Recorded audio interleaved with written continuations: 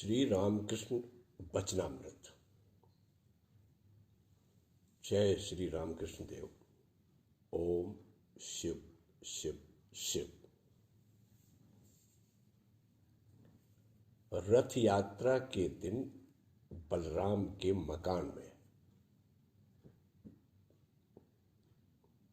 श्री रामकृष्ण देव बलराम के बैठक खाने में भक्तों के साथ बैठे हुए हैं।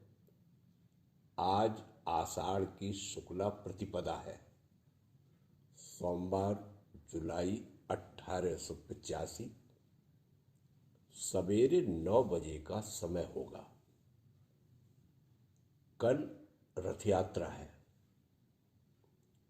रथ यात्रा के उपलक्ष्य में बलराम ने श्री रामकृष्ण देव को आमंत्रित किया है। उनके घर में श्री जगन्नाथ जी की नित्य सेवा हुआ करती है। एक छोटा सा रथ भी है। रथ यात्रा के दिन रथ बाहर के बरामदे में चलाया जाएगा। श्री रामकृष्ण देव मास्टर के साथ बातचीत कर रहे हैं।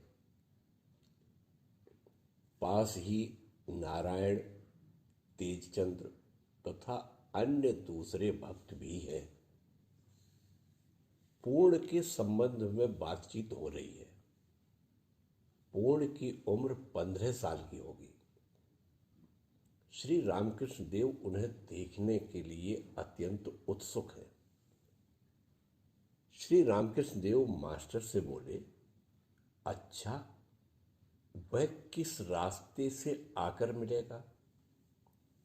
द्विज और पूर्ण के मिला देने का भार तुम ही पर रहा। एक ही प्रकृति तथा एक ही उम्र के आदमियों को मैं मिला दिया करता हूं। इसका एक विशेष अर्थ है। इससे दोनों की उन्नति होती है। पूर्ण में कैसा अनुराग है, तुमने देखा? मास्टर बोले, जी हां, मैं ट्राम पर जा रहा था। छत से मुझे देखकर दौड़ा हुआ आया और व्याकुल होकर वहीं से उसने नमस्कार किया। श्री रामकृष्ण देव अश्रुपूर्ण नेत्रों से बोले, आहा, मतलब यह कि तुमने परमार्थ लाभ के लिए उसका मेरे साथ सुयोग करा दिया। ईश्वर के लिए व्याकुल हुए बिना ऐसा नहीं होता। नरेंद्र, छोटा नरेंद्र और पूर्ण, इन तीनों की सत्ता पुरुष सत्ता है। भवनाथ में यह बात नहीं। उसके स्वभाव में जनानापन है, प्रकृति भाव है। पूर्ण की जैसी अवस्था है, इससे बहुत संभव है कि उसकी देह का नाश बहुत जल्दी हो जाए। इस विचार से कि ईश्वर तो मिल गए, अब किस लिए यहां रहा जाए, या यह भी संभव है कि थोड़े ही दिनों में वह बड़े जोरों की बाढ़ बढ़ेगा। उसका है देव स्वभाव, देवता की प्रकृति। इससे लोक भय कम रहता है। अगर गले में माला डाल दी जाए या देह में चंदन लगा दिया जाए अथवा धूप धूना जलाया जाए तो उस प्रकृति वाले को समाधि हो जाती है। उसे जान पड़ता है हृदय में नारायण है, वे ही देह धारण करके आए हुए हैं। मुझे इसका ज्ञान हो गया है। दक्षिणेश्वर में पहल जब मेरी यह अवस्था हुई, तब कुछ दिनों के बाद एक भले ब्राह्मण घर की लड़की आई थी। वह बड़ी सुलक्षणी थी। ज्यों ही उसके गले में माला डाली, धूना दिया, त्यों ही वह समाधि मग्न हो गई। कुछ देर बाद उसे आनंद मिलने लगा। और आंखों से अश्रुधारा बह चली। तब मैंने प्रणाम करके पूछा, मां, क्या मुझे भी लाभ होगा? उसने कहा, हां, पूर्ण को एक बार और देखने की इच्छा है, परंतु देखने की सुविधा कहां? जान पड़ता है कला है। कैसा आश्चर्यजनक! केवल अंश नहीं, कला है। कितना चतुर है! सुना है लिखने पढ़ने में भी बड़ा तेज है। तब तो मेरा अंदाजा पूरा उतर गया। तपस्या के प्रभाव से नारायण भी संतान होकर जन्म लेते हैं। कामारपुकुर के रास्ते में एक तालाब पड़ता है, नाम है रणजित राय का तालाब। रणजित राय के यहां भगवती ने कन्या होकर जन्म लिया था। अब भी चैत के महीने में वहां मेला लगता है। जाने की मेरी बड़ी इच्छा होती है, परंतु अब नहीं जाया जाता। रणजित राय वहां का जमींदार था। तपस्या के प्रभाव से उसने भगवती को कन्या के रूप में पाया था। कन्या पर उसका बड़ा स्नेह था। उसी स्नेह के कारण वह अपने पिता का संग नहीं छोड़ती थी। एक दिन रणजित अपनी जमींदारी का काम कर रहा था, फुर्सत नहीं थी। लड़की बच्चों का स्वभाव जैसा होता है, बार बार पूछ रही थी, बाबूजी यह क्या है, वह क्या है? पिता ने बड़े मधुर स्वर से कहा, बेटी अभी जाओ, बड़ा काम है। पर लड़की वहां से किसी तरह नहीं टली। अंत में ध्यान रहित हो उसके बाप ने कहा, तू यहां से दूर हो जा। कन्या वहां से चली आई। उसी समय एक शंख की चूड़ियां बेचने वाला वहां से जा रहा था। उसे बुलाकर उसने शंख की चूड़ी पहनी। दाम देने की बात पर उसने कहा, घर की अमुक अलमारी की बगल में रुपए रखे हैं, मांग लेना। और यह कहकर वहां से चली गई। फिर नहीं दिख पड़ी। उधर घर में चूड़ी वाला पुकार रहा था। तब लड़की को घर में न देख सब इधर उधर दौड़ पड़े। रणजित राय ने खोज करने के लिए जगह जगह आदमी भेजे। चूड़ी वाले का रुपया उसी जगह मिला। रणजित राय रोते हुए घूम रहे थे। इतने में ही किसी ने कहा, तालाब में कुछ दिख पड़ता है। लोगों ने उसके किनारे खड़े होकर देखा। एक हाथ, जिसमें वही शंख की चूड़ियां थी, पानी के ऊपर उठा हुआ था। फिर वह हाथ भी न दिख पड़ा। अब भी मेले के समय भगवती की पूजा होती है, बारुणी के दिन। मास्टर से बोले, यह सब सत्य है? मास्टर बोले, जी हां। श्री रामकृष्ण देव बोले, नरेंद्र अब यह सब मानता है। पूर्ण का जन्म विष्णु के अंश से है।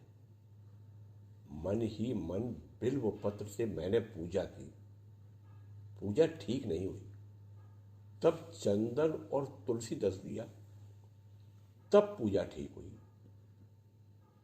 वे अनेक रूपों से दर्शन देते हैं, कभी नर रूप से, कभी चिन्मय ईश्वर के रूप से। रूप मानना चाहिए, क्यों जी? मास्टर बोले, जी हां। श्री रामकृष्ण देव बोले, कामार हाटी की ब्राह्मणी गोपाल की मां तरह तरह के रूप देखती है। गंगा के किनारे एक निर्जन कुटिया में अकेली रहती है और जप किया करती है। गोपाल के पास सोती है। कहते ही कहते श्री रामकृष्ण देव चौंके। कल्पना में नहीं, साक्षात। उसने देखा गोपाल के हाथ लाल हो रहे हैं। गोपाल उसके साथ घूमते हैं, उसका दूध पीते हैं, बातचीत करते हैं। नरेंद्र रोने लगा। पहले मैं भी बहुत कुछ देखा करता था, इस समय भाव में उतना दर्शन नहीं होता। अब प्रकृति भाव घट रहा है, पुरुष भाव आ रहा है, इसीलिए अंतर में ही भाव रहता है, बाहर उतना प्रकाश नहीं हो पाता। छोटे नरेंद्र का पुरुष भाव है, इसीलिए मन लीन हो जाया करता है, भावादि नहीं होते। नित्य गोपाल का प्रकृति भाव है, इसीलिए टेढ़ा मेढ़ा बना रहता है, भावावेश में शरीर लाल हो जाता है। श्री रामकृष्ण देव मास्टर से बोले, अच्छा, आदमियों का त्याग तिल तिल करके होता है, परंतु इन लड़कों की कैसी अवस्था है। विनोद ने कहा, स्त्री के साथ सोना पड़ता है, मन को जरा भी नहीं रुचता। देखो, संग हो या न हो, एक साथ सोना भी बुरा है। देह का संघर्ष, देह की गर्मी तो लगती ही है। द्विज की कैसी अवस्था है, बस देह हिलाता हुआ मेरी ओर देखता रहता है। यह क्या कम बात है। सब मन सिमट कर अगर मुझ में आ गया तो समझो सब कुछ हो गया। मैं और क्या हूं, वे ही है। मैं यंत्र हूं, वे यंत्री। इसके भीतर ईश्वर की सत्ता है, इसीलिए आकर्षण इतना बढ़ रहा है। लोग खिंचे आते हैं, छूने ही से हो जाता है। वह आकर्षण ईश्वर का ही आकर्षण है। तारक बेलघर से दक्षिणेश्वर तक लौट रहा था, घर लौट रहा था। मैंने देखा, मेरे भीतर से शिखा की तरह जलता हुआ कुछ निकल गया, उसके पीछे पीछे। कुछ दिनों बाद तारक फिर आया, तब समाधिस्थ होकर उसकी छाती पर पैर रख दिया। उन्होंने जो इसके भीतर है, अच्छा, इन लड़कों की तरह क्या और लड़के हैं। मास्टर बोले, मोहित अच्छा है, उसके पास 2-1 बार आया था, आपके पास 2-1 बार आया था, तो परीक्षाओं के लिए तैयारी कर रहा है और ईश्वर पर अनुराग भी है। श्री रामकृष्ण देव बोले, यह हो सकता है, परंतु इतना ऊंचा स्थान उसका नहीं है। शरीर के लक्षण उतने अच्छे नहीं है, मुंह चिपटा है। इनका स्थान ऊंचा है, परंतु शरीर धारण करने से ही आफतों में पड़ना है, और शाप रहा तब तो 7 बार जन्म लेना ही होगा। बड़ी सावधानी से रहना पड़ता है। वासनाओं के रहने से ही शरीर धारण होता है। एक भक्त बोले, जो अवतार है और देह धारण करके आए हैं, उनमें कौन सी वासना है। श्री रामकृष्ण देव हंसते हुए बोले, मैंने देखा है, मेरी सब वासनाएं नहीं गई। एक साधु का शॉल देखकर मेरी इच्छा हुई थी कि मैं भी इसी तरह का शॉल ओढ़ूं। अब भी है, कौन जाने एक बार कहीं फिर न आना पड़े। बलराम हंसते हुए बोले, आपका जन्म होगा साल के लिए? श्री रामकृष्ण देव हंसते हुए बोले, एक अच्छी कामना रखनी चाहिए, उसी की चिंता करते हुए शरीर का त्याग हो, इसलिए। साधु 4 धामों में एक धाम बाकी रख छोड़ते हैं, बहुतेरे जगन्नाथ क्षेत्र बाकी रखते हैं, इसलिए कि जगन्नाथ की चिंता करते हुए शरीर पात हो। केरुआ पहने हुए एक व्यक्ति कमरे के भीतर आए और नमस्कार किया। ये भीतर ही भीतर श्री रामकृष्ण देव की निंदा किया करते हैं, इसीलिए बलराम हंस रहे हैं। श्री रामकृष्ण देव अंतर्यामी हैं। बलराम से कह रहे हैं, कोई चिंता नहीं, यदि वे मुझे ढोंगी कहते हैं तो कहने दो। श्री रामकृष्ण देव तेज चंद्र के साथ बातचीत कर रहे हैं। श्री रामकृष्ण देव तेज चंद्र से बोले, तुझे इतना बुला भेजता हूं, तू आता क्यों नहीं? अच्छा ध्यान आदि करता है, इसी से मुझे प्रसन्नता होती है। मैं तुझे अपना जानता हूं, इसीलिए बुला भेजता हूं। तेज चंद्र बोले, जी ऑफिस जाना पड़ता है, काम भी बहुत रहता है। मास्टर हंसते हुए बोले, घर में शादी थी, 10 दिन की इन्होंने छुट्टी ली थी। श्री रामकृष्ण देव बोले, तो फिर अवकाश नहीं है, अवकाश नहीं है, ऐसा क्यों कहा? अभी तो तूने कहा था कि संसार छोड़ दूंगा। नारायण बोले, मास्टर ने एक दिन कहा था, संसार का अनन्य भाव। श्री रामकृष्ण देव मास्टर से बोले, तुम वह कहानी जरा कहो तो, इन लोगों का उपकार होगा। शिष्य दवा खाकर अचेत हो रहा, गुरु ने आकर कहा, इसके प्राण बच सकते हैं अगर यह गोली कोई और खा ले।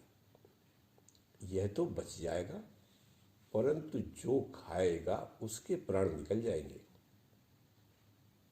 और वह भी कहो, टेढ़ा मेढ़ा हो गया था, उस हठयोगी के बारे में, जिसने सोचा था स्त्री पुत्र यही सब अपने आदमी है। दोपहर को श्री रामकृष्ण देव ने जगन्नाथ जी का प्रसाद पाया। श्री रामकृष्ण देव ने कहा, बलराम का अन्न शुद्ध है। भोजन के बाद कुछ देर के लिए वे विश्राम कर रहे हैं। दोपहर ढल चुकी है। श्री रामकृष्ण देव भक्तों के साथ उसी कमरे में बैठे हुए हैं। करता भजा चंद्रबाबू और वे रसिक ब्राह्मण भी हैं। ब्राह्मण का स्वभाव एक तरह भांड जैसा है। वे एक बात कहते हैं और हंसते हंसते लोगों का पेट फूलने लगता है। श्री रामकृष्ण देव ने करता भजा संप्रदाय के लोगों पर बहुत सी बातें कही। रूप, स्वरूप, रज, वीर, पाक क्रिया आदि बहुत सी बातों का उल्लेख किया। लगभग 6 बजे का समय है। गिरीश के भाई अतुल और तेज चंद्र के भाई आए हुए हैं। श्री रामकृष्ण देव भाव समाधि में मग्न है। कुछ देर बाद भावावेश में कह रहे हैं, चैतन्य की चिंता करके क्या कोई कभी अचेतन होता है? ईश्वर की चिंता करके क्या कभी किसी को मस्तिष्क विकार हो सकता है? वे बोध स्वरूप जो है, नित्य, शुद्ध और बोध रूप। आए हुए लोगों में से कोई कोई सोचते रहे होंगे कि ईश्वर की चिंता करके लोग पागल हो जाते हैं। शायद इन्हें भी कोई मस्तिष्क विकार हो गया है। श्री रामकृष्ण देव कृष्ण धन नाम के उसी रसिक ब्राह्मण से कह रहे हैं, साधारण से ऐहिक विषय को लेकर तुम दिन रात मजाक कर कर के समय क्यों बिता रहे हो? उसी को ईश्वर की ओर लगा दो। जो नमक का हिसाब लगा सकता है वह मिश्री का भी लगा लेता है। कृष्णधन हंसकर बोले, आप खींच लीजिए। श्री रामकृष्ण देव बोले, मैं क्या करूंगा? सब तुम्हारी ही चेष्टा पर अवलंबित है। यह मंत्र नहीं, अब मन तेरा है। उस साधारण सी रसिकता को छोड़कर ईश्वर की ओर बढ़ जाओ। आगे एक से एक बढ़कर चीजें मिलेंगी। ब्रह्मचारी ने लकड़हारे से बढ़ जाने के लिए कहा था। उसने बढ़कर देखा, चंदन का वन था, फिर चांदी की खान थी, और फिर आगे बढ़कर सोने की खान, फिर हीरे और मणि की खानें। कृष्णधन बोले, इस मार्ग का अंत नहीं है। श्री रामकृष्ण देव बोले, जहां शांति हो वहीं रुक जाओ। श्री रामकृष्ण देव एक आए हुए व्यक्ति के संबंध में कह रहे हैं, उसके भीतर कोई वस्तु मुझे दिख पड़ी, जैसे जंगली पेड़। शाम हो गई, कमरे में दिया जला दिया गया। श्री रामकृष्ण देव जगन माता की चिंता करते हुए मधुर स्वर से उनका नाम ले रहे हैं। भक्तगण चारों ओर बैठे हुए हैं। कल रथ यात्रा है। आज श्री रामकृष्ण देव यहीं रहेंगे। अंतःपुर से कुछ जलपान करके श्री रामकृष्ण देव फिर बड़े कमरे में आए। रात के 10 बजे हो गए। श्री रामकृष्ण देव मणि से कह रहे हैं, उस कमरे से अंगोछा तो ले आओ। उसी छोटे कमरे में श्री रामकृष्ण देव की सोने का प्रबंध किया गया है। रात के 10:30 बजे का समय हुआ। श्री रामकृष्ण देव शयन करने के लिए गए। गर्मी का मौसम है। श्री रामकृष्ण देव ने मणि से पंखा ले आने के लिए कहा। मणि पंखा झल रहे हैं। रात के 12 बजे श्री रामकृष्ण देव की नींद उचट गई। कहा, पंखा बंद कर दो, जाड़ा लग रहा है। आज रथ यात्रा है, दिन मंगलवार। प्रातः काल उठकर श्री रामकृष्ण देव नृत्य करते हुए मधुर कंठ से नाम ले रहे हैं। मास्टर ने आकर प्रणाम किया। क्रमशः भक्तगण आकर प्रणाम करके श्री रामकृष्ण देव के पास बैठे। श्री रामकृष्ण देव पूर्ण के लिए बहुत व्याकुल हो रहे हैं। मास्टर को देखकर उन्हीं की बातें कर रहे हैं। श्री रामकृष्ण देव बोले, तुम पूर्ण को देखकर क्या कोई उपदेश दे रहे थे? मास्टर बोले, जी, मैंने चैतन्य चरितामृत पढ़ने के लिए उससे कहा था। उस पुस्तक की बातें वह खूब बतला सकता है, और आपने कहा था सत्य को पकड़े रहने के लिए, वह बात भी मैंने कही थी। श्री रामकृष्ण देव बोले, अच्छा, ये श्री रामकृष्ण अवतार है, इन सब बातों के बताने पर क्या कहता है? मास्टर बोले, मैंने कहा था चैतन्य देव की तरह एक और आदमी देखना हो तो चलो। श्री रामकृष्ण देव बोले, और भी कुछ? मास्टर बोले, आपकी ही बात। छोटी सी गढ़ी में हाथी उतर जाता है तो पानी में उथल पुथल मच जाती है। आधार के छोटे होने पर उसमें से भाव छलक कर गिरता है। लगभग 6:30 बजे का समय है। बलराम के घर से मास्टर गंगा नहाने के लिए जा रहे हैं। रास्ते में एकाएक भूकंप होने लगा। वे उसी समय श्री रामकृष्ण देव के कमरे में लौट आए। श्री रामकृष्ण देव बैठक खाने में खड़े हुए हैं। भक्तगण भी खड़े हैं। भूकंप की बात हो रही है। कंप कुछ अधिक हुआ था। भक्तों में बहुतों को भय हो गया था। मास्टर बोले, तुम सब लोगों को नीचे चले जाना चाहिए था। श्री रामकृष्ण देव बोले, जिस घर में रहते हैं उसी की तो यह दशा है। इस पर फिर आदमियों का अहंकार। मास्टर से बोले, तुम्हें वह आश्विन की आंधी याद है? मास्टर बोले, जी हाँ, तब मेरी उम्र बहुत थोड़ी थी, 9-10 साल की रही होगी। मैं कमरे में अकेला देवताओं का नाम ले रहा था।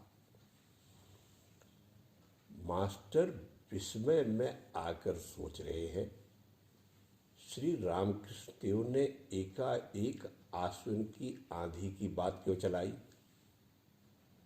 मैं व्याकुल होकर एक कमरे में बैठा हुआ ईश्वर की प्रार्थना कर रहा था। श्री रामकृष्ण देव क्या सब जानते हैं? वे क्या मुझे उसकी याद दिला रहे हैं? मेरे जन्म के समय से ही वे क्या गुरु रूप से मेरी रक्षा कर रहे हैं? श्री रामकृष्ण देव बोले, जब दक्षिणेश्वर में आंधी आई उस समय दिन बहुत चढ़ गया था, पर कैसा भी करके भोग पकाया गया। देखो, जिस घर में निवास है उसी की यह हालत है। परंतु पूर्ण ज्ञान के होने पर मरना और मारना एक जान पड़ता है। मरने पर भी कुछ नहीं मरता, मार डालने पर भी कुछ नहीं मरता। जिनकी लीला है, नित्यता भी उन्हीं की है। एक रूप में नित्यता है और दूसरे रूप में लीला। लीला का रूप नष्ट हो जाने पर भी उसकी नित्यता नहीं जाती। पानी के स्थिर रहने पर भी वह पानी है और हिलने डुलने पर भी पानी ही है। फिर हिलकर उस हिलने के बंद हो जाने पर भी वह वही पानी है। श्री रामकृष्ण देव भक्तों के साथ बैठक खाने में बैठे हुए हैं। महेंद्र मुखर्जी, हरि बाबू, छोटे नरेंद्र तथा अन्य कई बालक भक्त बैठे हुए हैं। हरि बाबू अकेले ही रहते हैं, वेदांत की चर्चा किया करते हैं। उम्र 23-24 साल की होगी, विवाह नहीं किया है। श्री रामकृष्ण देव इन्हें बड़ा प्यार करते हैं, सदा दक्षिणेश्वर आने के लिए कहा करते हैं। वे अकेले ही रहना पसंद करते हैं, इसलिए श्री रामकृष्ण देव के पास भी अधिक नहीं जाया करते। श्री रामकृष्ण देव हरि बाबू से बोले, क्यों जी, तुम बहुत दिन से नहीं आए? वे एक रूप से नित्य है और एक रूप से लीला। वेदांत में क्या है? ब्रह्म सत्य, जगत मिथ्या। परंतु जब तक उन्होंने भक्त का मैं रख दिया है, तब तक लीला भी सत्य है। मैं को जब वे पोंछ डालेंगे, तब जो कुछ है वही है। मुंह से उसका वर्णन नहीं हो सकता। मैं को जब तक उन्होंने रखा है, तब तक सब मानना होगा।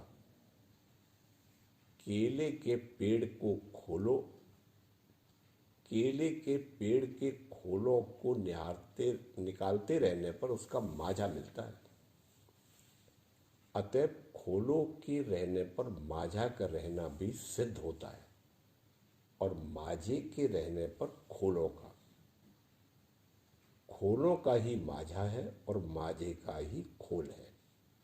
नित्य है, यह कहने से लीला का अस्तित्व सिद्ध होता है, और लीला है, यह कहने पर नित्य का अस्तित्व। वे ही जीव और जगत हुए हैं, 24 तत्व हुए हैं। जब वे निष्क्रिय हैं, तब उन्हें लोग ब्रह्म कहते हैं, और जब सृष्टि, स्थिति और संहार करते हैं, तब उन्हें शक्ति कहते हैं। ब्रह्म और शक्ति दोनों अभेद हैं। पानी स्थिर रहने पर भी पानी है, और हिलने डुलने पर भी पानी ही है। मैं का भाव दूर नहीं होता। जब तक मैं का भाव है, तब तक जीव जगत को मिथ्या कहने का अधिकार नहीं है। बेल के खोपड़े और बीजों को फेंक देने पर कुल बेल का वजन समझ नहीं आता। जिस ईंट, चूना, सुर्खी से छत बनी है, उसी से सीढ़ियां भी बनी है। जो ब्रह्म है, उसी की सत्ता से यह जीव जगत भी बना है। भक्त और विज्ञानी निराकार और साकार दोनों मानते हैं। अरूप और रूप दोनों को ग्रहण करते हैं। भक्ति रूपी हिम के लगने से उसी जल का कुछ अंश बर्फ बन जाता है। फिर ज्ञान सूर्य के उगने पर वह बर्फ गलकर जल का फिर जल ही हो जाता है। जब तक मनुष्य मन के द्वारा विचार करता है, तब तक वह नित्य को नहीं प्राप्त कर सकता। जब तक तुम अपने मन का सहारा लेकर विचार करते हो, तब तक तुम संसार के परे नहीं जा सकते, तथा रूप, रस, गंध, स्पर्श, शब्द आदि इंद्रिय विषयों को भी नहीं छोड़ सकते। विचार के बंद होने पर ही ब्रह्म ज्ञान होता है। इस मन से कोई आत्मा को नहीं जान सकता। आत्मा के द्वारा ही आत्मा का ज्ञान प्राप्त होता है। शुद्ध मन, शुद्ध बुद्धि, शुद्ध आत्मा, ये सब एक ही वस्तु है। देखो ना, एक ही वस्तु को देखने के लिए कितनी चीजों की आवश्यकता होती है। आंखें चाहिए, उजाला चाहिए और मन का संयोग होना चाहिए। इन तीनों में से किसी एक को छोड़ देने से दर्शन नहीं होता। मन का यह काम जब तक चल रहा है तब तक किस तरह कहोगे कि संसार नहीं है या मैं नहीं हूं। मन का नाश होने पर, संकल्प और विकल्प के चले जाने पर समाधि होती है, ब्रह्म ज्ञान होता है। परंतु सा रे गा मा पा धा नी में बड़ी देर तक नहीं रहा जा सकता। छोटे नरेंद्र की ओर देखकर श्री रामकृष्ण देव कह रहे हैं, ईश्वर है, केवल इतना ही आभास पाने से क्या होगा। ईश्वर की केवल झलक से ही सब कुछ हो जाता हो सो बात नहीं। उन्हें अपने घर ले आना चाहिए, उनसे जान पहचान करनी चाहिए। किसी ने दूध की बात सुनी है, किसी ने दूध देखा है और किसी ने पिया है। राजा को किसी किसी ने देखा है, परंतु एक आदमी उन्हें अपने घर ले आ सकते हैं और उन्हें खिला पिला सकते हैं। मास्टर गंगा स्नान के लिए गए। दिन के 10 बजे का समय होगा। श्री रामकृष्ण देव भक्तों के साथ वार्तालाप कर रहे हैं। मास्टर ने गंगा स्नान करके श्री रामकृष्ण देव को प्रणाम किया और उनके पास बैठे। श्री रामकृष्ण देव भाव के पूर्णावेश में कितनी ही बातें कह रहे हैं। बीच बीच में दर्शन की गुह्य बातें भी कह रहे हैं। श्री रामकृष्ण देव बोले, मथुर बाबू के साथ मैं वाराणसी गया था। मणिकर्णिका के घाट से हमारी नाव जा रही थी। एकाएक मुझे शिव के दर्शन हुए। मैं नाव के एक सिरे पर खड़ा हुआ समाधि मग्न हो गया। मल्लाह हृदय से कहने लगे, अरे पकड़ो। उन्होंने सोचा मैं कहीं गिर न जाऊं। देखा, शिव मानो संसार की कुल गंभीरता के लिए खड़े हुए हैं। मैंने पहले उन्हें दूर खड़े हुए देखा था, फिर मेरे पास आने लगे और मेरे भीतर विलीन हो गए। भावावेश में मैंने देखा, एक सन्यासी मेरा हाथ पकड़कर मुझे लिए जा रहा है। एक ठाकुर मंदिर में मैं घुसा, वहां सोने की अन्नपूर्णा देखी। वे ही यह सब हुए हैं। किसी किसी वस्तु में उनका प्रकाश अधिक है। मास्टर से बोले, तुम लोग शायद शालग्राम में विश्वास नहीं करते, इंग्लिश मैन भी नहीं करते। तुम लोग मानो चाहे न मानो, कोई बात नहीं। शालग्राम अगर सुलक्षण युक्त हो, उनमें अच्छे चक्र आदि हो, तभी ईश्वर के प्रतीक रूप में उनकी पूजा हो सकती है। मास्टर बोले, जी, जैसे उत्तम लक्षण वाले मनुष्य के भीतर ईश्वर का प्रकाश अधिक है। श्री रामकृष्ण देव बोले, नरेंद्र पहले इन सब बातों को मन की भूल कहा करता था, अब सब मानने लगा है।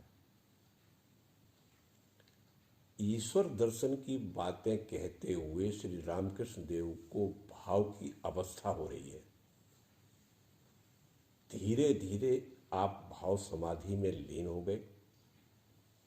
भक्तगण चुपचाप एक टक दृष्टि से देख रहे हैं।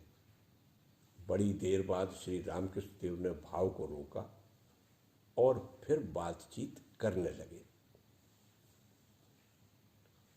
श्री रामकृष्ण देव मास्टर से बोले, मैं देख रहा था ब्रह्मांड एक सालग्राम है, उसके भीतर तुम्हारी दो आंखें देख रहा था।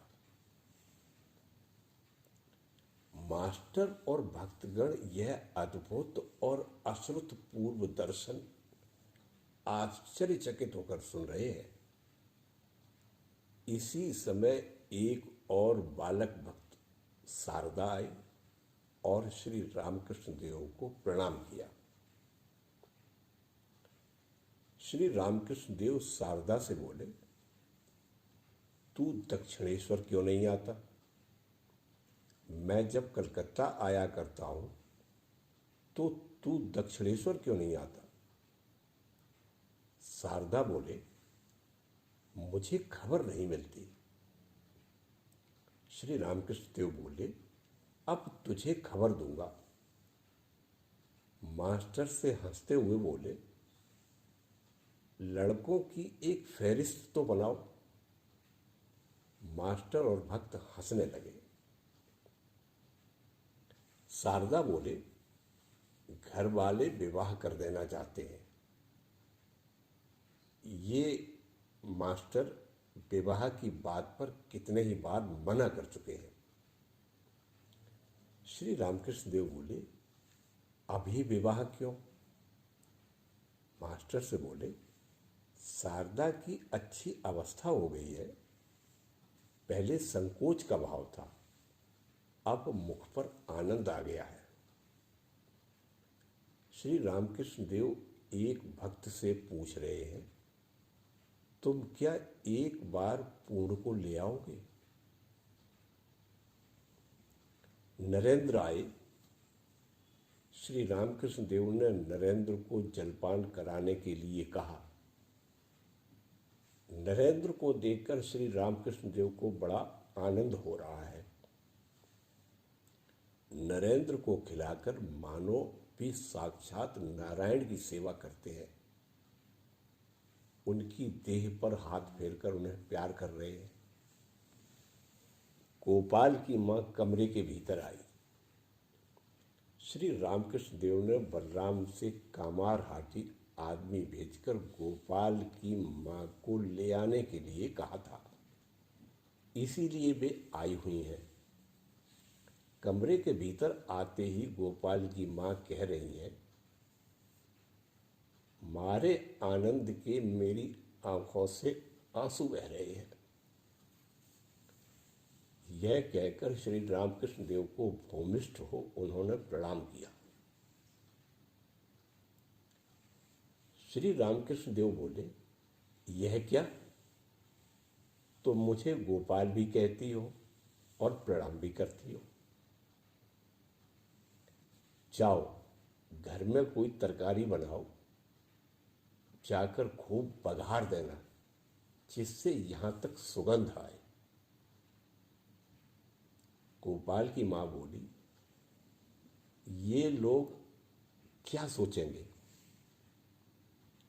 घर के भीतर जाने से पहले उन्होंने नरेंद्र से कातर स्वर में कहा, भैया मेरी बन गई या अभी कुछ बाकी है? आज रथ यात्रा है। श्री जगन्नाथ जी के भोग आदि के होने में कुछ देर हो गई। श्री रामकृष्ण देव भोजन करेंगे, अंतःपुर की ओर जा रहे हैं। भक्त स्त्रियां उनके दर्शन करने के लिए उत्सुक हैं। बहुत सी स्त्रियां श्री रामकृष्ण देव की भक्ति करती थीं, परंतु उनकी बातें वे पुरुष भक्तों से नहीं कहते थे। कोई भक्त स्त्री अगर किसी भक्त के पास आती जाती थी तो वे उससे कहते थे, उसके पास ज़्यादा न जाया कर, गिर जाएगी। कभी कभी कहते थे, अगर मारे भक्ति के कोई स्त्री जमीन पर लौटती भी रहे तो भी उसके पास नहीं जाना चाहिए। स्त्री भक्त अलग रहेगी, पुरुष भक्त अलग, तभी दोनों की भलाई है। कभी कहते थे, स्त्रियों के गोपाल भाव, वात्सल्य भाव का अतिरेक अच्छा नहीं। उसी वात्सल्य से एक दिन बुरा भाव पैदा हो जाता है। दिन के 1 बजे का समय है। भोजन करके श्री रामकृष्ण देव फिर बैठक खाने में आकर भक्तों के बीच बैठे। एक भक्त पूर्ण को बुला लाए। श्री रामकृष्ण देव बड़े आनंद में आकर कहने लगे, देखो पूर्ण आ गया। नरेंद्र, छोटे नरेंद्र, नारायण, हरिपद और दूसरे भक्त श्री रामकृष्ण देव के पास बैठे हुए उनसे वार्तालाप कर रहे हैं। छोटे नरेंद्र बोले, अच्छा, हम लोगों में स्वाधीन इच्छा है या नहीं? श्री रामकृष्ण देव बोले, मैं क्या हूं, कौन हूं, पहले इसे तो खोज लो। मैं की खोज करते ही करते वे निकल पड़ेंगे। मैं यंत्र हूं, तुम यंत्री। चीन का बना हुआ पुतला चिट्ठी लेकर दुकान चला जाता है, तुमने सुना है?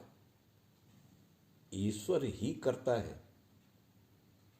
अपने को अकर्ता समझकर कर्ता की तरह काम करते रहो। जब तक उपाधियां हैं तभी तक अज्ञान है। मैं पंडित हूं, मैं ज्ञानी हूं, मैं धनी हूं, मैं मानी हूं, मैं कर्ता हूं, पिता हूं, गुरु हूं, यह सब अज्ञान से होता है। मैं यंत्र हूं, तुम यंत्री हो, यह ज्ञान है। उस समय सब उपाधियां दूर हो जाती हैं। काठ के जल जाने पर फिर शब्द नहीं होता, न ताप रहता है, सब ठंडा हो जाता है। शांति, शांति, शांति। नरेंद्र से बोले, कुछ गाओ ना। नरेंद्र बोले, घर जाऊंगा, कई काम है।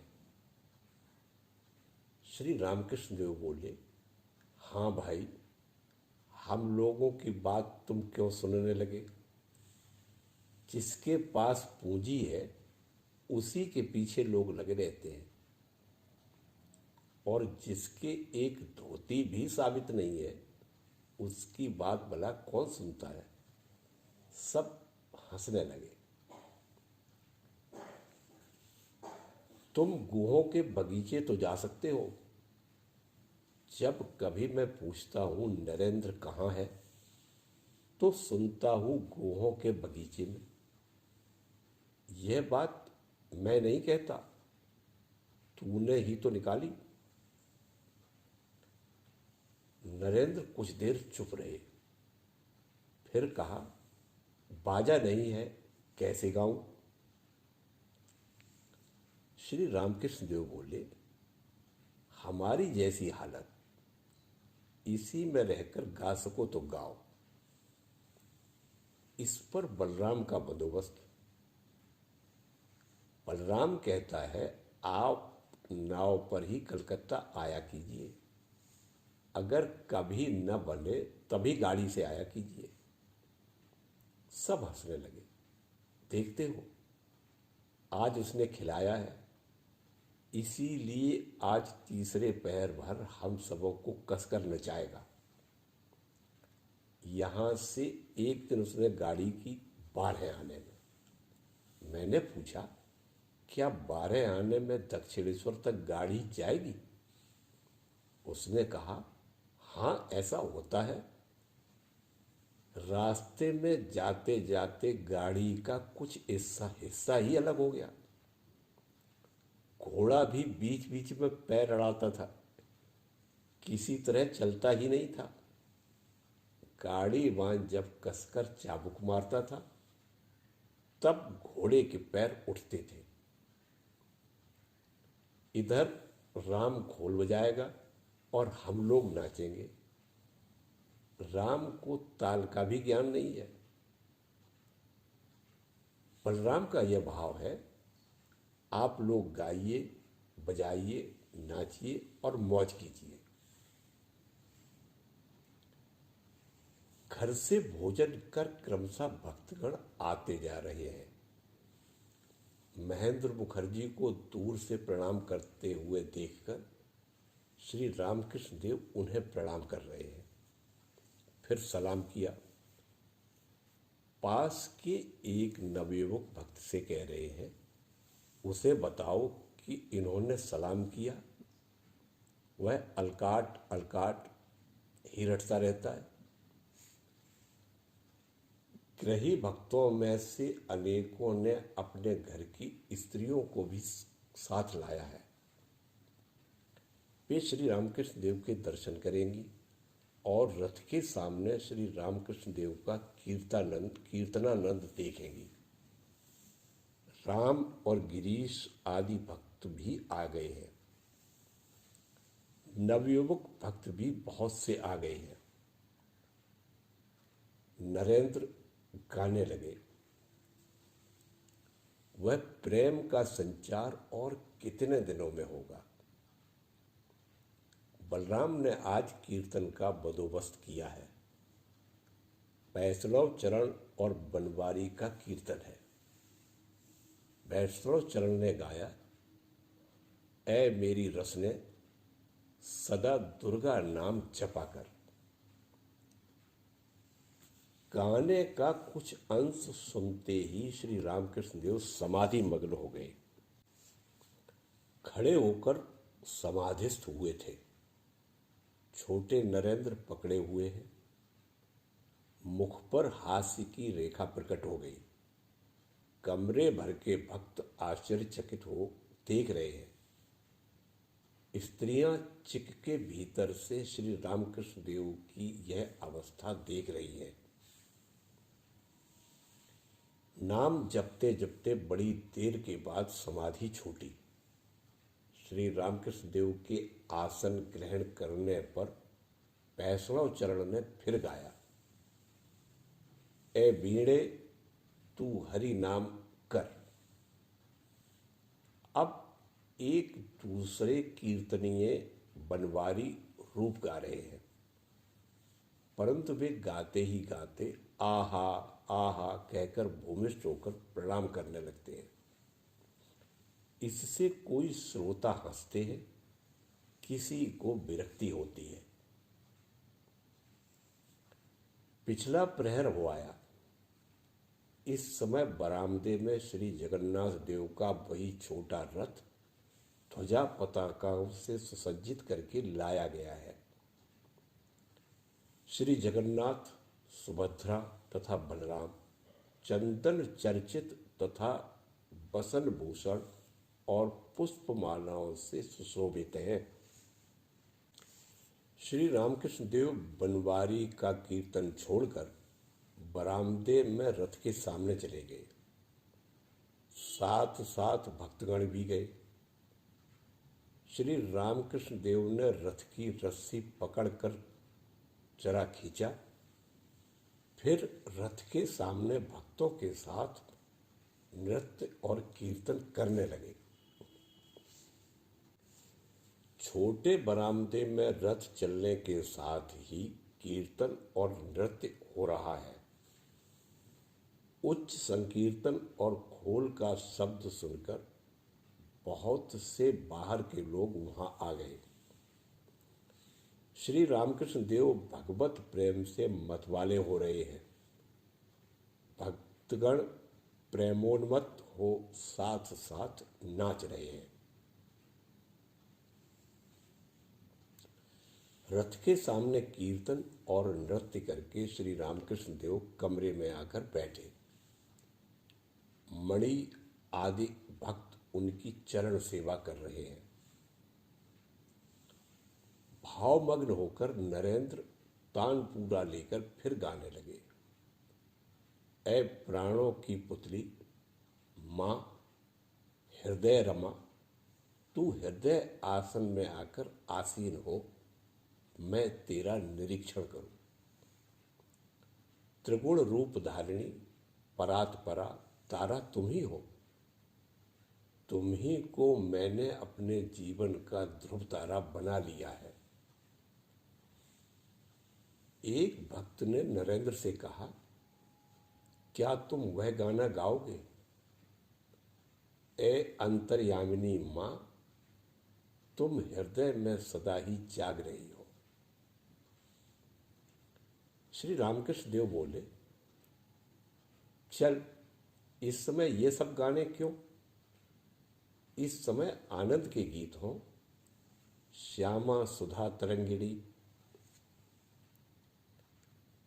नरेंद्र गा रहे हैं। श्री रामकृष्ण देव गाना सुनते ही प्रेमोन्मत्त होकर नृत्य करने लगे। बड़ी देर तक नृत्य करने के बाद उन्होंने आसन ग्रहण किया। भावावेश में नरेंद्र की आंखों में आंसू आ गए।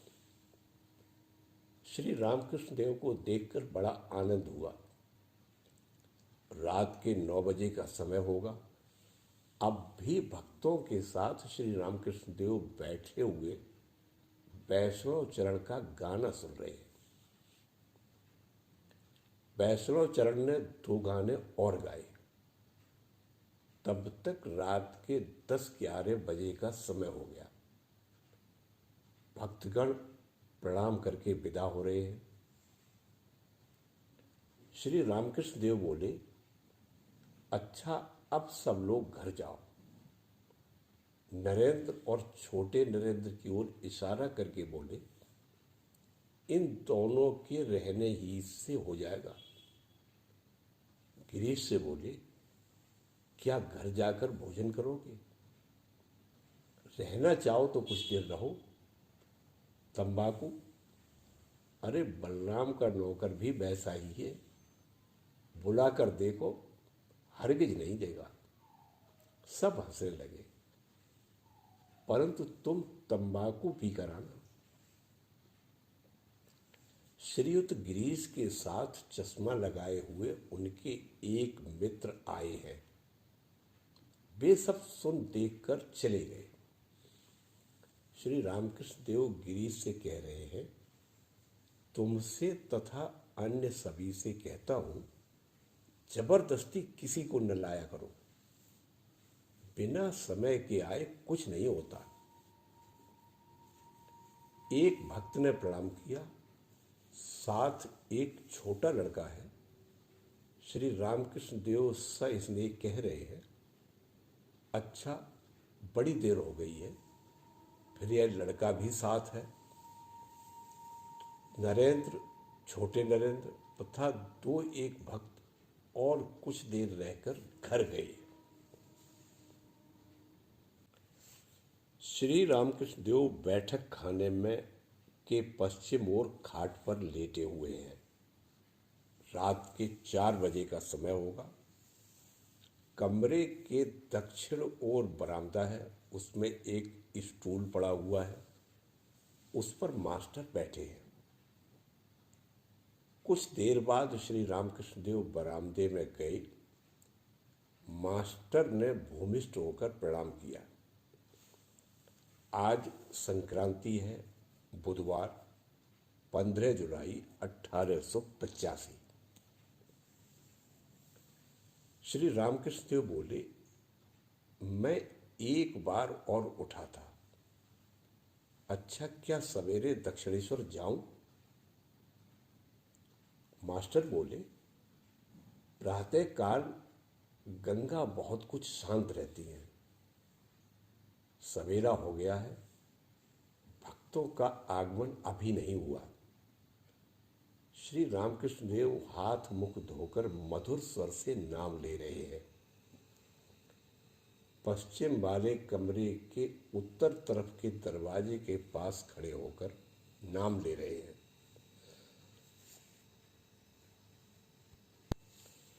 कृष्ण कृष्ण गोपी कृष्ण, गोपी गोपी राखाल जीवन कृष्ण, नंदन नंदन कृष्ण, गोविंद गोविंद। फिर गौरांग का नाम लेने लगे। गौरांग प्रभु नित्यानंद, हरे कृष्ण हरे राम राधे गोविंद। फिर कह रहे हैं अलख निरंजन, निरंजन कहकर रो रहे हैं। उनका रोना और करुण कंठ सुनकर पास में खड़े हुए सब भक्त भी रोने लगे। वे रोते हुए कह रहे हैं, निरंजन आ बेटा, कब तुझे भोजन कराकर जन्म सफल कर। देह धारण करके मनुष्य के रूप में तू मेरे लिए आया हुआ है। जगन्नाथ जी को अपनी विनय सुना रहे हैं। जगन्नाथ, जगत बंधो, दीन बंधो, मैं संसार से अलग तो हूं ही नहीं, नाथ मुझ पर दया करो। प्रेमोन्मत्त होकर गा रहे हैं, उड़ीसा जगन्नाथपुरी में भले विराजे जी। अब नारायण का नाम कीर्तन करते हुए नाच रहे हैं। श्रीमन नारायण नारायण नारायण। अब श्री रामकृष्ण भक्तों के साथ कमरे में बैठे दिगंबर, जैसे 5 साल का बच्चा। बलराम मास्टर और भी 2-1 भक्त बैठे हुए हैं। श्री रामकृष्ण देव बोले, ईश्वर के रूप के दर्शन होते हैं जब सब उपाधियां चली जाती हैं, विचार बंद हो जाता है, तब दर्शन होता है। तब मनुष्य निर्वाक हो समाधि में लीन हो जाता है। थिएटर में जाकर वहां बैठे हुए आदमी कितनी ही गप्पे सुनते सुनाते रहते हैं, पर्दा उठा नहीं कि सब गप्पे बंद हो जाती है। जो कुछ देखते हैं उसी में मगन हो जाते हैं। तुम्हें यह मैं गुही बात बता रहा हूं। पूर्ण और नरेंद्र आदि को प्यार करता हूं, इसका एक खास अर्थ है। जगन्नाथ को मधुर भाव में आकर बैठने के लिए मैंने हाथ बढ़ाया नहीं कि गिरकर हाथ टूट गया। तुम्हें यह मैं गूढ़ बात बता रहा हूं। पूर्ण और नरेंद्र आदि को प्यार करता हूं, इसका एक खास अर्थ है। जगन्नाथ को मधुर भाव में आकर बैठने के लिए मैंने हाथ बढ़ाया नहीं कि गिरकर हाथ टूट गया। उसने समझा दिया, तुमने शरीर धारण किया है, इस समय नर रूपों में ही सख्य वात्सल्य आदि भावों को लेकर रहो। रामलला पर जो जो भाव होते थे वे ही अब पूर्ण आदि को देखकर होते हैं। रामलला को मैं नहलाता था, खिलाता था, सुलाता था, साथ लेकर घूमता था। रामलला के लिए बैठकर रोता था। इन सब लड़कों को लेकर ठीक वे ही बातें हो रही हैं। देखो ना, निरंजन किसी में लिप्त नहीं है, खुद रुपया लगाकर गरीबों को दवा खाने ले जाया करता है। विवाह की बात पर कहता है, बाप रे, विशालाक्षी नदी का भंवर है। उसे मैं देखता हूं, एक ज्योति पर बैठा हुआ है। पूर्ण साकार ईश्वर के राज्य का है। उसका जन्म विष्णु के अंश से है। आहा, कैसा अनुराग है। मास्टर से बोले, देखा नहीं, वह तुम्हारी तरफ देखने लगा जैसे गुरु भाई पर दृष्टि हो, जैसे कोई अपना सगा हो। एक बार और मिलने के लिए कहा है। उसने कहा है, कप्तान के यहां भेंट होगी। नरेंद्र का स्थान बहुत ऊंचा है। निराकार का घर है। पुरुष की सत्ता है। इतने भक्त आ रहे हैं, उसकी तरह एक भी नहीं है। एक एक बार मैं बैठकर हिसाब लगाता हूं, देखता हूं, दूसरों में से कोई तो पद्मों में 10 दल का है, कोई 16 दल का, कोई 100 दल का, परंतु नरेंद्र सहस्र दल का है। दूसरे लोग यदि लोटा, घड़ा आदि है, तो नरेंद्र खूब बड़ा मटका है। गढ़ियों और तालाबों में नरेंद्र सरोवर है, जैसे हालदार सरोवर। मछलियों में नरेंद्र लाल आंखों की रोहू है, तथा अन्य सब तरह तरह की छोटी मछलियां हैं। नरेंद्र बहुत बड़ा आधार है। उसमें बहुत सी चीजें समा जाती हैं। बड़े छेद वाला बांस है। नरेंद्र किसी के वश नहीं है। वह आसक्ति और इंद्रिय सुख के वश नहीं है। नर कबूतर है। नर कबूतर की चोंच पकड़ने पर वह चोंच खींचकर छुड़ा लेता है। मादा चुपचाप रह जाती है। बेल घर के तारक को मृगाल, एक प्रकार की मछली कह सकते हैं। नरेंद्र पुरुष है, इसीलिए गाड़ी में दाहिनी ओर बैठता है। भवनाथ का जनाना भाव है, इसलिए उसे दूसरी ओर बैठाता हूं। नरेंद्र सभा में रहता है तो मुझे भरोसा रहता है। श्रीयुत महेंद्र मुखर्जी आए और प्रणाम किया। दिन के 8 बजे होंगे। हरिपद, तुलसीराम भी क्रमशः आए और प्रणाम किया। बाबूराम को बुखार है, इसलिए वे नहीं आ सके। श्री रामकृष्ण देव मास्टर से बोले, छोटा नरेंद्र नहीं आया। उसने सोचा होगा वे चले गए। मुखर्जी से बोले, कितने आश्चर्य की बात है। वह छोटा नरेंद्र बचपन में स्कूल से लौटकर ईश्वर के लिए रोता था। ईश्वर के लिए रोना क्या सहज ही होता है। फिर बुद्धि भी खूब है। बांसों में बड़े छेद वाला बांस है और सब मन मुझ पर रहता है।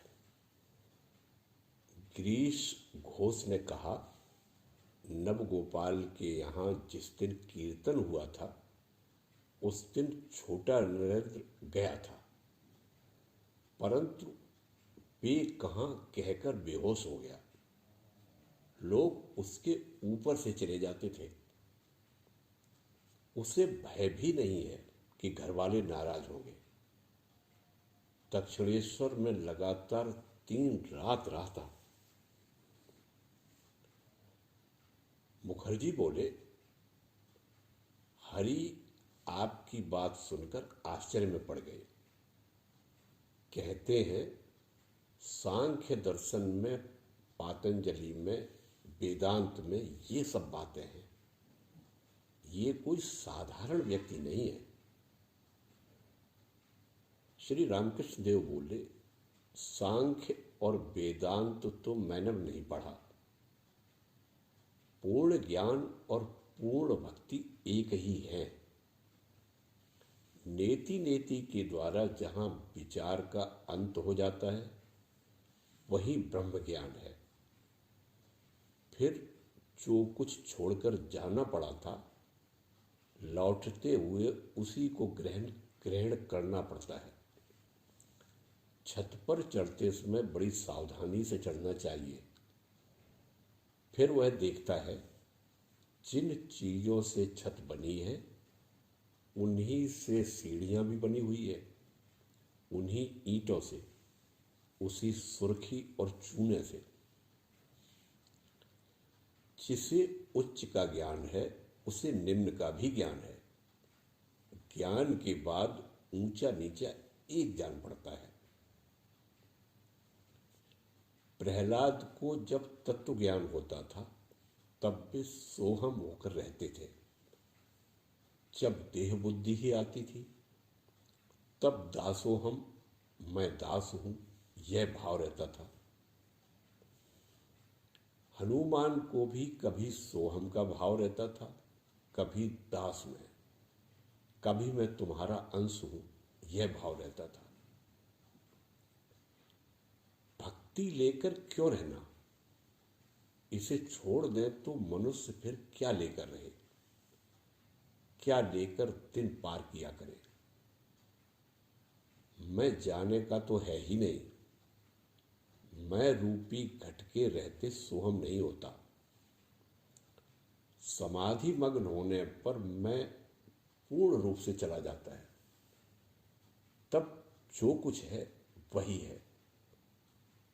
राम प्रसाद ने कहा है, फिर मैं अच्छा हूं या तुम, ये तुम ही समझो। जब तक मैं है तब तक भक्त की तरह ही रहना अच्छा है। मैं ईश्वर हूं, यह भाव अच्छा नहीं।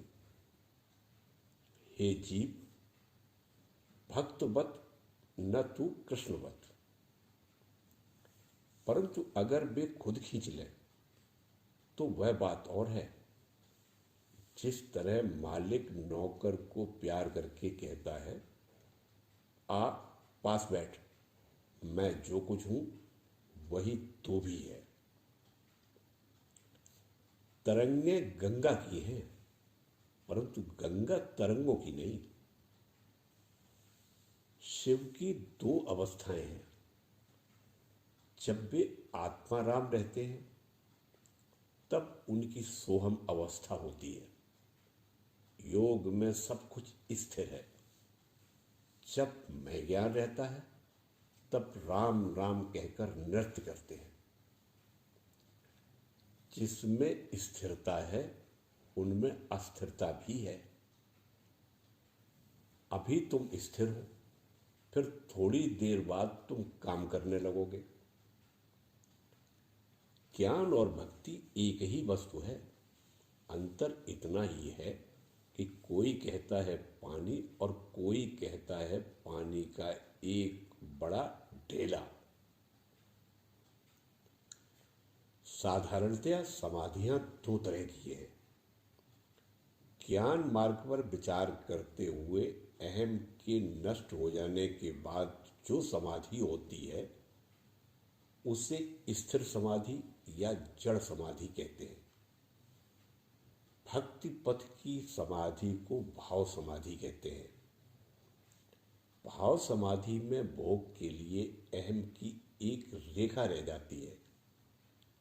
भक्त को ईश्वरानंद देने के लिए कामिनी और कांचन में आसक्ति के रहने पर इन सब बातों की धारणा नहीं होती।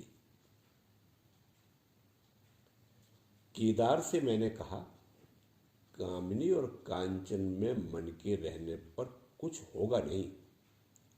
इच्छा हुई एक बार उसकी छाती पर हाथ फेर दूं, परंतु फिर फेर न सका। भीतर टेढ़ापन था। उसके हृदय रूपी कमरे में मानो विष्ठा की दुर्गंध थी। मैं घुस नहीं सका। उसमें की आसक्ति मानो स्वयंभू लिंग जैसी है। वाराणसी तक उसकी जड़ फैली हुई है। संसार में आसक्ति, कामिनी और कांचन में आसक्ति के रहते हुए कुछ हो नहीं सकता। इन लड़कों में कामिनी और कांचन का प्रवेश अभी तक नहीं हो पाया। इसीलिए तो इन्हें मैं इतना प्यार करता हूं। हाजरा कहता है, धनी लोगों के सुंदर लड़के देखकर तुम उन्हें प्यार करते हो। अगर यही बात है तो हरीश, लाटू, नरेंद्र, इन्हें मैं क्यों प्यार करता हूं? नरेंद्र को तो रोटी खाने के लिए, नमक खरीदने के लिए भी पैसे नहीं मिलते। इन लड़कों में विषय बुद्धि अभी नहीं बैठी, इसीलिए इनका मन इतना शुद्ध है। और बहुत तेरे उनमें नित्य सिद्ध भी है। जन्म से ही ईश्वर की ओर मन लगा हुआ है। जैसे तुमने एक बगीचा खरीदा, साफ करते हुए कहीं जल का स्रोत तुम्हें मिल गया। मिट्टी हटी नहीं कि कल कल स्वर से पानी निकलने लगा। बलराम बोले, महाराज, संसार मिथ्या है। यह ज्ञान पूर्ण को एकदम कैसे हो गया? श्री रामकृष्ण देव बोले, जन्मगत। पिछले जन्मों में सब किया हुआ है। शरीर ही छोटा और वृद्ध होता रहता है, पर आत्मा के लिए वह बात नहीं। वे कैसे हैं जानते हो? जैसे पहले फल लगकर फिर फूल हो, पहले दर्शन, फिर गुण महिमा आदि का श्रवण, फिर मिलन। निरंजन को देखो, न लेना है न देना। जब पुकार होगी तभी चला आ सकता है। परंतु जब तक मनुष्य की मां जीवित है, तब तक उसे उसका भरण पोषण करना चाहिए। मैं अपनी मां की फूल चंदन से पूजा करता था। वह जगन माता ही है जो हमारे लिए सांसारिक माता के रूप में विराजमान है। जब तक अपने शरीर की खबर है, तब तक माता की खबर लेनी चाहिए।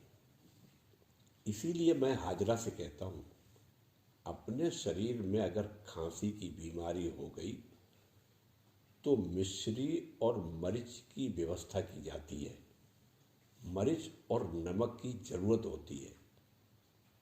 अतएव जब तक अपने शरीर के लिए यह इतना किया जाता है, तब तक माता की खबर भी रखना उचित है। परंतु जब अपने शरीर की भी खबर नहीं रख सकते, तब दूसरों के लिए बात ही क्या। तब सब भार ईश्वर ले लेते हैं। नाबालिग अपना भार नहीं ले सकता, इसीलिए उसके एक अभिभावक होता है। नाबालिग अवस्था और चैतन्य देव की अवस्था दोनों एक हैं। मास्टर गंगा स्नान करने के लिए गए।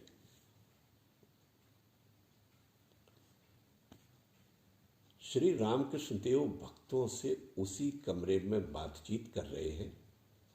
महेंद्र मुखर्जी, बलराम, तुलसी, हरिपद, गिरीश आदि भक्तगण बैठे हुए हैं।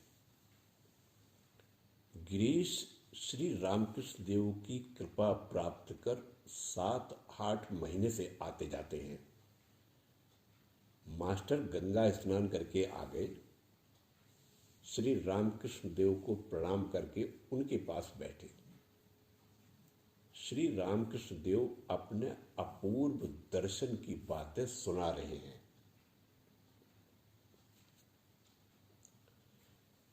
काली मंदिर में एक दिन नागा और हलधारी आध्यात्म रामायण पढ़ रहे थे। मैंने एकाएक एक नदी देखी। उसके पास ही वन था। हरे रंग के पेड़ पौधे और जांघिया पहने हुए राम और लक्ष्मण चले जा रहे थे। एक दिन मैंने कोठी के सामने अर्जुन का रथ देखा था। सारथी के वेश में श्री कृष्ण जी बैठे हुए थे। वह अब भी मुझे याद है। एक दिन और कामारपुकुर में कीर्तन हो रहा था। सामने मैंने गौरांग की मूर्ति देखी। एक नंगा आदमी मेरे साथ घूमता था। उससे मैं खूब मजाक करता था। वह नंगी मूर्ति मेरे ही भीतर से निकलती थी, परमहंस मूर्ति, बालकवत। ईश्वर के कितने रूपों के दर्शन हो चुके हैं, कुछ कहा नहीं जा सकता। उस समय मुझे पेट की सख्त बीमारी थी और वह उन सब दर्शनों के समय और भी अधिक बढ़ जाती थी। इसलिए जब मुझे वे दर्शन होते थे तब मैं उन पर थू थू करने लगता था, परंतु वे तो मेरे पीछे भूत के समान लग जाते थे। इन रूपों के भावावेश में मैं मस्त रहा करता था और रात दिन न जाने कहाँ बीत जाते थे। दूसरे दिन फिर दस्त आने लगते थे। गिरीश हंसते हुए बोले, आपकी जन्म पत्री देख रहा हूं। श्री रामकृष्ण देव हंसते हुए बोले, द्वितीया के चंद्र में जन्म है और रवि चंद्र बुध को छोड़ और कोई बड़ी बात नहीं है। गिरीश बोले, कुंभ राशि है। कर्क और वृष में राम और कृष्ण का जन्म है। सिंह में चैतन्य देव का। श्री रामकृष्ण देव बोले, मुझ में दो वासनाएं थी। पहली यह कि मैं भक्तों का राजा हूंगा। दूसरी, तपस्या के मारे सूख जाने वाला साधु नहीं होगा। गिरीश बोले, आपको साधना क्यों करनी पड़ी? श्री रामकृष्ण देव हंसते हुए बोले, भगवती ने शिव के लिए बड़ी कठोर साधना की थी। पंचाग्नि तापना, जाड़े में पानी के भीतर गले तक डूब कर रहना, सूर्य की ओर एक दृष्टि से ताकते रहना। स्वयं कृष्ण ने राधा यंत्र लेकर बहुत सी साधनाएं की थी। यंत्र ब्रह्म योनि है, उसी की पूजा और ध्यान। इस ब्रह्म योनि से कोटि कोटि ब्रह्मांडों की सृष्टि हो रही है। बड़ी गुप्त बात है। बेल के नीचे मैं उसे चमकते हुए देखा करता था। वहां तंत्र की बहुत सी साधनाएं मैंने की थी। मुर्दे की खोपड़ी लेकर ब्राह्मणी श्री रामकृष्ण देव की तांत्रिक आराधना की आचार्या सब सामग्री इकट्ठा कर देती थी। एक अवस्था और होती थी। जिस दिन मैं अहंकार करता था, उसके दूसरे ही दिन बीमार पड़ता था। सब लोग चुपचाप बैठे हुए हैं। तुलसी बोले, ये मास्टर नहीं हंसते।